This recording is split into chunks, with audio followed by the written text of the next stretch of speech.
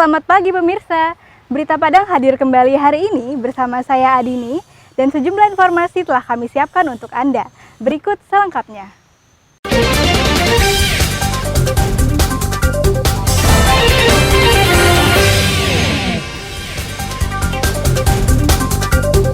Lima petak toko dan 2 rumah di Lubuk Begalung, Kota Padang ludes terbakar. Pengedar ganja lintas provinsi diringkus polisi di Padang. Dampak kenaikan harga telur, omset pedagang martabak di Padang menjadi turun.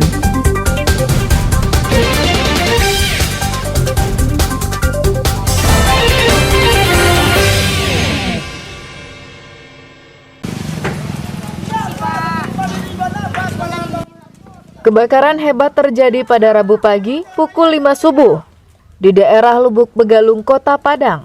Kobaran api yang besar dengan cepat membakar habis 5 toko dan 2 rumah yang berdekatan.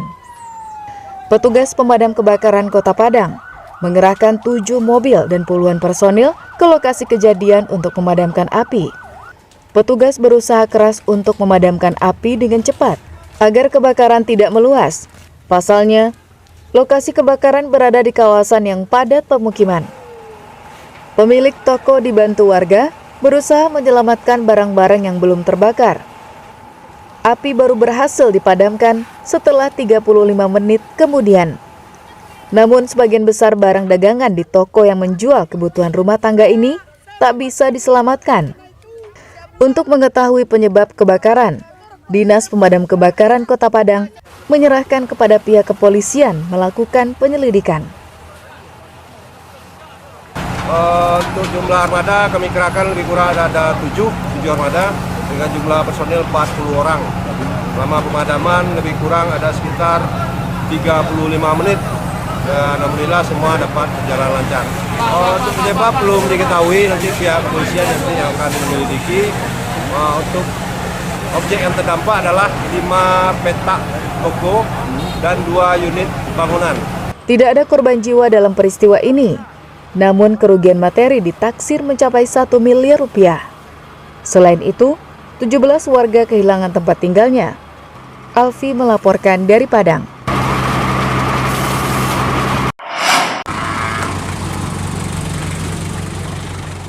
Setiap hari Rabu, Pasar Ternak Sungai Sari, Padang Pariaman beroperasi.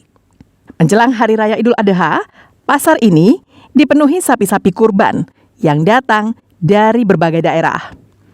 Seperti Rabu kemarin, sekitar 2.000 sapi kurban diperagakan pedagang untuk dijual. Berbeda dengan tahun sebelumnya, tahun ini penjualan sapi kurban terlihat masih sepi, meski Idul Adha hanya tinggal 2 minggu lagi. Banyak pembeli yang hanya bertanya dan menawar saja.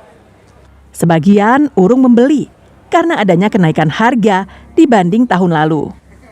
Tahun lalu, seekor sapi kurban dibanderol 15 juta rupiah. Kini menjadi 16 juta rupiah.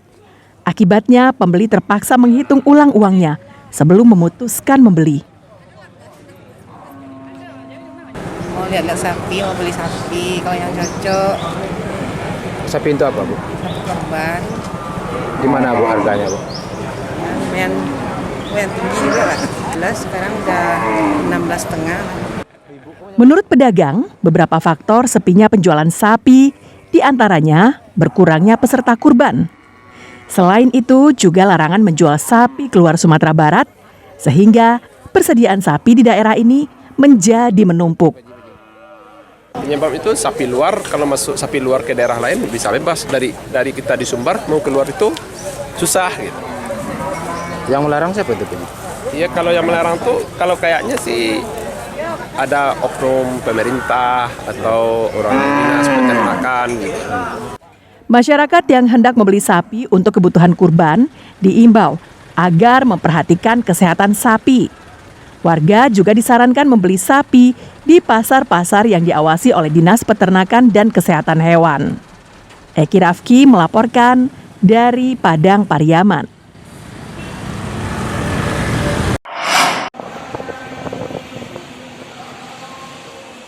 Di balik meriahnya kegiatan penastani yang menghabiskan anggaran 100 miliar, ternyata meninggalkan nestapa bagi sejumlah warga di Padang. Pasalnya, rumah mereka batal dijadikan tempat penginapan bagi peserta yang sebelumnya dijanjikan oleh pemerintah daerah. Almaida, salah seorang warga Kelurahan Bungo Pasang mengatakan, sebelum rumah dihuni oleh peserta penastani, pihak panitia dari Dinas Pertanian terlebih dahulu menyurvei rumah warga. Bagi rumah kurang layak, disuruh untuk dibenahi, seperti dicat ulang dinding rumahnya, serta merenovasi beberapa bagian. Namun, setelah rumah direnovasi oleh pemilik, rupanya rumah mereka tidak jadi dihuni oleh peserta penastani.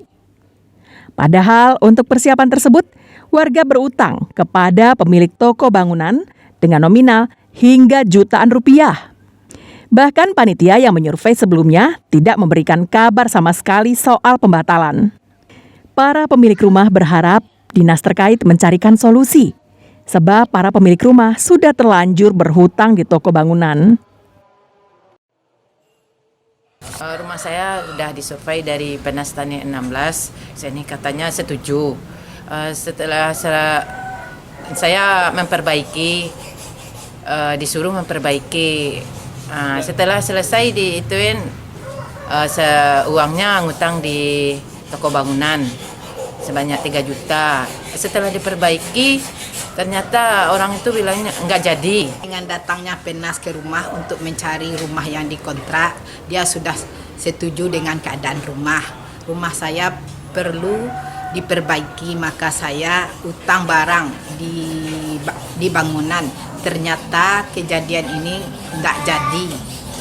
Bagaimana selanjutnya untuk membayar utang yang di bangunan tersebut? Kan sebagai penitia itu harus menginformasikan kepada masyarakat di sini kan, rumah mana yang di apanya kan harus informasikan, jadi nggak jadinya, bukan didiamkan. Bukan rumah ibu saja, banyak rumah-rumah yang lain kan udah disediakan mau dikontrak orang, tapi dipending. Ya kayak kejadian rumah ibu ini lah. Saat ini, pemilik rumah hanya bisa gigit jari. Harapan akan mendapatkan untung dari pergelaran penastani, malah saat ini terlilit utang. Sebelumnya, Pemko Padang menyiapkan hampir 3.000 rumah.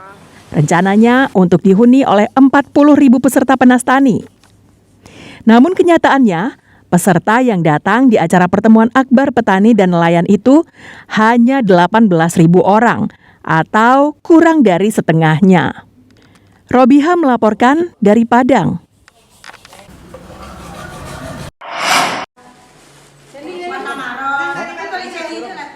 Puluhan emak yang tergabung dalam kelompok usaha tanah Batuah ini memperlihatkan kelihayan tangan mereka merajut benang hingga menjadi berbagai macam kerajinan yang bernilai ekonomis di daerah Limau Manis, pinggiran kota Padang.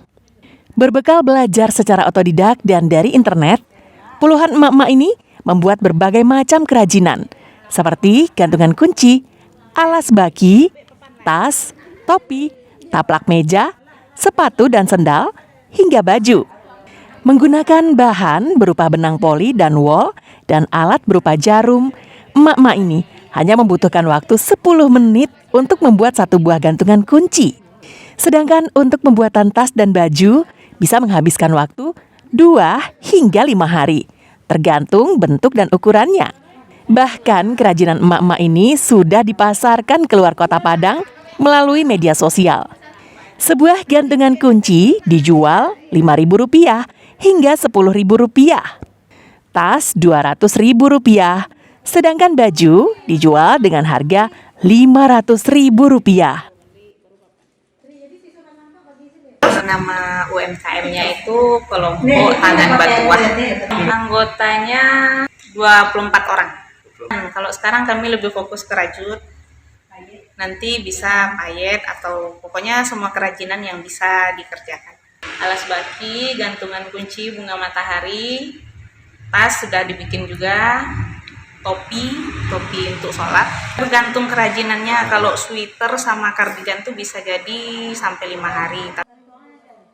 Kelompok usaha ini telah berdiri sejak setahun lalu. dan diikuti 24 anggota. Meski terkesan santai dan hanya duduk-duduk memainkan benang, namun kelompok ini berhasil memperoleh omset hingga puluhan juta rupiah setiap bulannya. Pendapatan kelompok tersebut setelah dikurangi biaya bahan dan kas organisasi, sisanya dibagi ke semua anggota kelompok.